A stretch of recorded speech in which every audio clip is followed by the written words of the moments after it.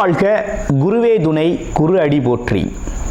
இப்போ பார்த்தீங்கன்னா 2025 தமிழ் வருட பிறப்பில் பார்த்தீங்கன்னா 12வது மாதம் கடைசி மாதமான பங்குனி மாதத்திற்கு என்ன விதமான பலாபலன்கள் ஒவ்வொரு ராசிக்கும் இருக்குது அப்படிங்கிறத நம்ம விரிவாக தெளிவாக பார்க்க இருக்கிறோம். அந்த வகையில் பங்குனி மாதம் அப்படின்னு எடுத்துக்கிட்டோம்னா பங்குனி உத்திரம் அப்படிங்கிறது மிக சிறப்புமிக்க பண்டிகையாக இருக்குது.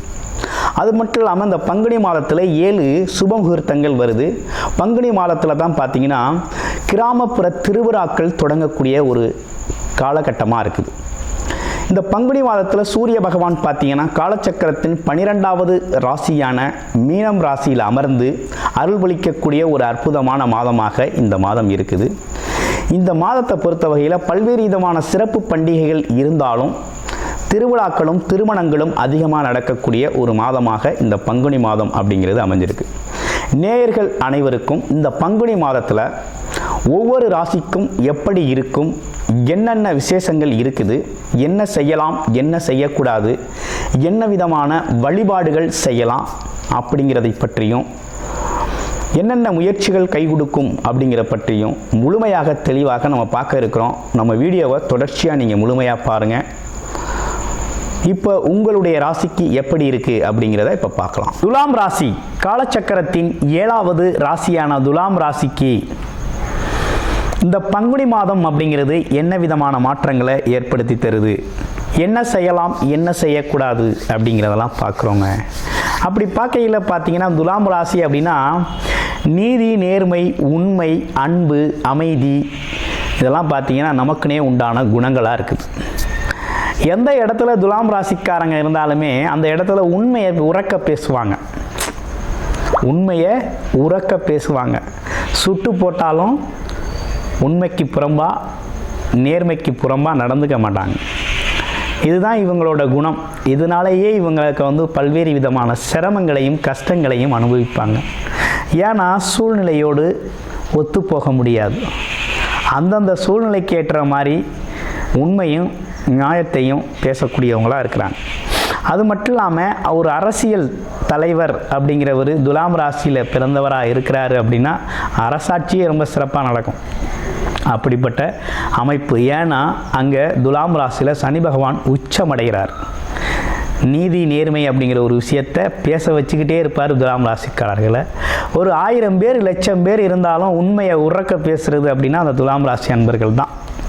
அது நீங்கள் தான். அப்போ உங்களுக்கு இந்த பங்குனி மாதம் அப்படிங்கிறது எப்படி இருக்குது அப்படின்னா ராசிநாதன் எப்படி இருக்கார் அப்படின்னா 6ஆம் இடத்துல உச்சபலம் பெற்று அருமையாக இருக்கிறார். என்னென்னா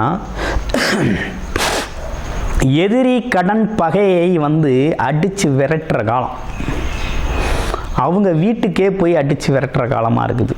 ஏன்னா நீங்கள் 6ஆம் இடத்துக்கு போயிட்டீங்க. அப்போ என்னென்னா கடன் பிரச்சனைகளை தூசம் செய்ய வேண்டிய காலம், சரி செய்ய வேண்டிய காலம்.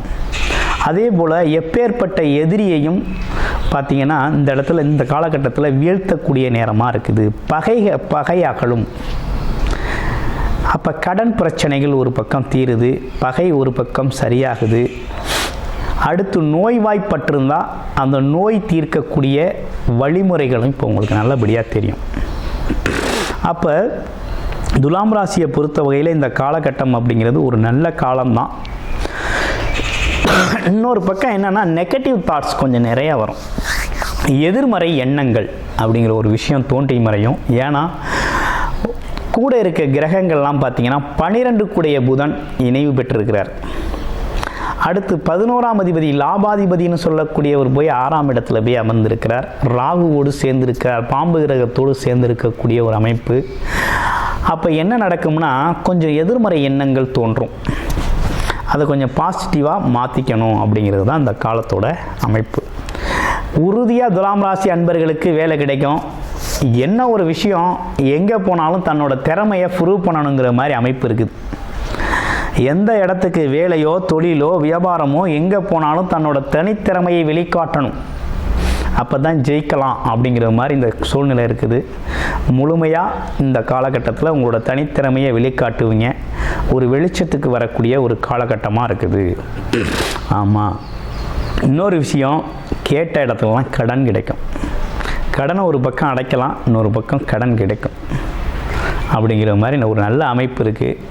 உடல் ஆரோக்கியத்தில் கொஞ்சம் கவனம் எடுத்துக்கங்க, மற்றபடி வேறு ஒன்றும் இல்லை. ஆமாம், உடல் ஆரோக்கியத்துக்கு ஒரு முக்கியத்துவம் கொடுக்க வேண்டிய அமைப்பு அப்படிங்கிறது இந்த காலகட்டத்துக்கு உண்டு. அதை மட்டும் செஞ்சுக்கோங்க. மற்றபடி தொழில் வேலையெல்லாம் எப்படி இருக்குது அப்படின்னா ரொம்ப நல்லா இருக்குது. வியாபாரம்லாம் எப்படி இருக்குது, அதுவும் ரொம்ப நல்லா இருக்குது. ஒன்றும் பயப்பட வேண்டாம். வியாபாரம் அப்படிங்கிறது, தொழில் வியாபாரம் அப்படிங்கிறது உங்களுக்கு நிரந்தரமாக ரன்னிங்கில் இருக்கக்கூடிய ஒரு அமைப்பு தான். மாறி மாறி ஒரு நிரந்தரமாக ரன்னிங்கில் இருக்கும்.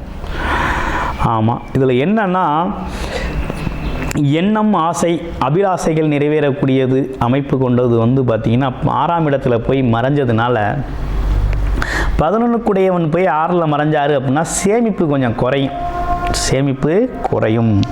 சேமித்த பணங்கள் செலவாகும். சில பேருக்கு கடன் வாங்கி செலவு செய்யக்கூடிய சூழ்நிலைகள் உருவாகும். இதுதான் இந்த காலகட்டத்தோட ஒரு அமைப்பு. சரி, இது ஒரு பக்கம் இருந்தாலும் இந்த காலகட்டத்தில் வேற என்ன சிறப்புகள் இருக்குது அப்படின்னு பார்த்தோம்னா, 5க்குடையவன் சனி பகவான் 5ஆம் இடத்திலே ஆட்சி பெற்று இருக்கிறது ஒரு நல்ல அமைப்பு. என்னதான் சுற்றி நமக்கு சூழ்நிலைகள் சரியில்லைனாலும் நம்ம வாழ்க்கையில் நல்லா தான் இருப்போம். மனசும் வாழ்க்கையும் ஆரோக்கியமாக இருக்கும். இது தற்காலிகமான சூழ்நிலைகளை கடந்து போகலாம் அப்படிங்கிற மாதிரி ஒரு நல்ல அமைப்பு தான் ஏற்பட்டிருக்கு. ராசியிலேருந்து 7க்குடையவன் 9ல் பாக்கியஸ்தானத்தில் இருக்கிறாரு. மனைவி மூலமாக வருமானம், நண்பர்களோட ஒத்துழைப்பு நல்லா இருக்குது. கூட்டு தொழில், ஜாயின்ட் வெஞ்சர் பிஸ்னஸ் எல்லாம் ரொம்ப சூப்பராக போகும். இடம் பூமி சம்மந்தப்பட்டு பேசணும் அப்படின்னுங்கிறவங்க இருக்கிறவங்களாம், இந்த ரியல் எஸ்டேட் தொழில் செய்கிறவங்களுக்கெல்லாம் ரொம்ப அற்புதமான வாய்ப்பு அப்படிங்கிறது அமைஞ்சிருக்குது. இந்த காலகட்டத்தில் ஒரு நல்ல வருமானம் தரக்கூடிய வகையில் இருக்குது. 8ஆம் இடத்துல குரு இருந்து 2ஆம் இடத்தை பார்க்குறாரு. அவர் 6க்குடையவன். உங்கள் ராசிநாதன் பரிவர்த்தனை யோகம் வேறு இருக்குது. கிட்டத்தட்ட எப்படி பார்த்தாலும் உங்களுக்கு வருமானத்திலேயோ செல்வாக்குலேயோ எந்த விதத்துலேயும் குறைவில்லை. ஆனால் என்னன்னு கேட்டிங்கன்னா, ஒரு மனசில் ஒரு ப்ரெஷர் இருந்துக்கிட்டு இருக்குங்க. ஒரு டென்ஷன், ஒரு ப்ரெஷரு, ஒரு கோபம், ஒரு வெறுப்பு அப்படிங்கிற ஒரு விஷயம் மாறி மாறி மனநிலையில் ஒரு மாற்றம் அப்படிங்கிறது நடந்துக்கிட்டே இருக்கும். நல்லா இருக்கிறது மாதிரி இருக்கும், அப்புறம் நல்லா இல்லாத மாதிரி இருக்கும், அப்புறம் நல்லா இருக்கிறது மாதிரி இருக்கும், நல்லா இல்லாத மாதிரி இருக்கும். அப்போ ப்ரெஷர் செக் பண்ணிக்கணும். குறிப்பாக உடல் ஆரோக்கியத்தில் கவனம் எடுத்துக்கணும். என்ன மாதிரி உணவு சாப்பிட்றோம், நம்ம உடல்நிலை எப்படி இருக்குது அப்படின்னு செல்ஃப் அப்சர்வேஷன் அப்படிங்கிற ஒரு விஷயத்தை துலாம் ராசி அன்பர்கள் உடல் ஆரோக்கியத்திற்காக செஞ்சு கொள்ளணும் அப்படிங்கிறது தான் ரொம்ப முக்கியம். மற்ற விஷயங்கள் எல்லாமே ஓவராலாக நல்லா இருக்குது. கொஞ்சம் சேமிப்பு பணம் செலவாகும் அப்படிங்கிறதும் இருக்குது. வருமானம் வரும், வேலை கிடைக்கும், தொழில் நல்லாயிருக்கும். ரைட்டு, உங்களோட சுய ஜாதகம் எப்படி இருக்குன்னு பாருங்கள். நிறைய ஜாதகங்கள் நம்ம துலாம் ராசி ஜாதகத்தை நம்ம நிறைய பார்த்துருக்கோம், நிறைய அனுப்பியிருக்காங்க, பார்த்துருக்கோம். அந்த வகையில் துலாம் ராசியை பொறுத்த வகையில் 2-3 பிரச்சனைகள் ரொம்ப அதிகமாக இந்த காலத்தில் வாட்டிருச்சு. என்னென்னா, கணவன் மனைவி பிரச்சனை, வருமானத்தில் வேலை தொழில் வருமானத்தில் பிரச்சனை, அடுத்து உறவுகளில் கொஞ்சம் சிக்கல், இந்த மாதிரி பிரச்சனைகளை, இடம் பூமி பிரச்சனை, ஆமாம், தாயாரோட உடல் ஆரோக்கியம் சம்மந்தப்பட்ட பிரச்சனைகள்லாம் நிறைய பேருக்கு இருந்து வந்துச்சு. ஆமாம், இதை தாண்டி ஒன்றும் பெரிய பிரச்சனைகள் உங்களுக்கு ஒன்றும் இல்லை. இவை அனைத்துலையும் பார்த்தீங்கன்னா இந்த காலகட்டத்தில் உங்களை பாதிக்குது அப்படின்னா உடல் ஆரோக்கியத்தில் மட்டும் கொஞ்சம் கவனம் எடுத்துக்கங்க. ஆமாம், உழைப்புக்கேற்ற ஊதியம் உயர்வு அப்படிங்கிறது உண்டு. ஓகே, இப்போ ராசியில் இருக்கக்கூடிய நட்சத்திரங்கள் அப்படின்னு பார்த்தோம்னா, சித்திரை நட்சத்திரம். தன்னை நம்ப வந்தவருக்கு தன்னால் முடிஞ்ச உதவியை நம்பிக்கை துரோகம் செய்யாமல் செய்யக்கூடியவர் சித்திரை நட்சத்திரம். ஆனால் கோபம் வரும், கோபம் இருக்கிற இடத்துல தான் குணம் இருக்கும். அதே போல் சொன்ன சொல்ல காப்பாற்றக்கூடியவர் சித்திரை நட்சத்திரக்காரர். ரைட்டு, இவருக்கு எப்படி இருக்குது? இவருக்கு கூட்டு தொழில், நண்பர்கள் உதவி இதெல்லாம் நல்லா கிடைக்கும். கொஞ்சம் பாக்கிய அமைப்புகள் வேலை செய்யுது. அதனால் கொஞ்சம் திடீர் அதிர்ஷ்டத்தை எதிர்பார்க்கலாம். வெளிநாடு வெளியூர் பயணம் போகலாம். பயணத்தால் லாபம் உண்டு. அப்பா வழி, முன்னோர்கள் வழி சொத்து பத்துக்கள் கிடைக்கும். அது சார்ந்த ஆதாயம் உண்டு. அடுத்து பார்க்குறோம் சுவாதி நட்சத்திரம். சுவாதி நட்சத்திரத்துக்கு எப்படி இருக்குது அப்படிங்கிறத பார்க்க போகிறோம். சுவாதி நட்சத்திரத்தை பொறுத்த வகையில் பார்த்தீங்கன்னாக்க வேலை தொழில் அப்படி வேலைங்கிற விஷயம் ரொம்ப சிறப்பாக இருக்குது. கடன் பிரச்சனைகள் தீரும். அதே நேரத்தில் பல்வேறு விதமான ஆசைகள் போட்டு உங்களை வாட்டும். ஆமாம், அங்கே போனால் இப்படி சம்பாதிக்கலாமா, அங்கே போனால் சம்பாதிக்கலாமா, அந்த தொழிலை செய்யலாமா, அந்த தொழிலை செய்யலாமா, எதில் வருமானம் ஜாஸ்தியாக வரும் அப்படிங்கிற ஒரு குழப்பமான சூழ்நிலை உண்டு.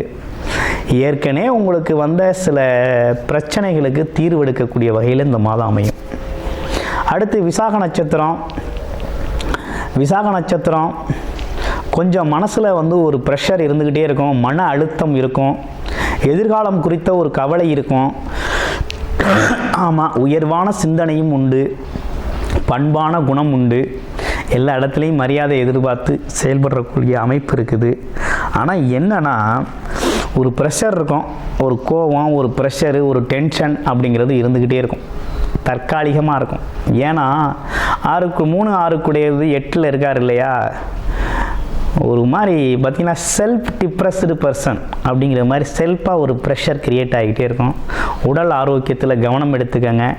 வயிறு சம்மந்தப்பட்ட பிரச்சனையில் கொஞ்சம் கூடுதல் கவனம் எடுத்துக்கங்க. ஆமாம், பணம் சம்மந்தப்பட்ட விஷயத்தில் கொடுக்கல் வாங்கலில் கொஞ்சம் கவனம் எடுத்துக்கங்க. இதுதான் இந்த காலகட்டத்துக்கான பலனாக அமையுது. வழிபாடு அப்படின்னு துலாம் ராசியை பொறுத்த வகையில் எடுத்துக்கிட்டோம்னா, உங்களோட துலாம் ராசியாக இருந்தாலும் லக்கணம் என்ன அப்படிங்கிறத பார்த்துக்கோங்க, தசாபுத்தி அமைப்பு எப்படி இருக்குங்கிறத பார்த்துக்கணும். அடுத்து வழிபாடு அப்படின்னு எடுத்துக்கிட்டோம்னா, அந்த காலகட்டத்தை பொறுத்த வகையில் நீங்கள் வழிபட வேண்டிய தெய்வம் அப்படின்னா, அதாவது வெள்ளிக்கிழமைகளில் துர்க்கை அம்மன் வழிபாடு அப்படிங்கிறது ரொம்ப முக்கியம். புதன்கிழமைகளில் பெருமாள் வழிபாடு அப்படிங்கிறதையும் தொடர்ச்சியாக செய்யுங்க. வாழ்க்கை வளமாகும். நன்றி, வணக்கம், வாழ்த்துக்கள்.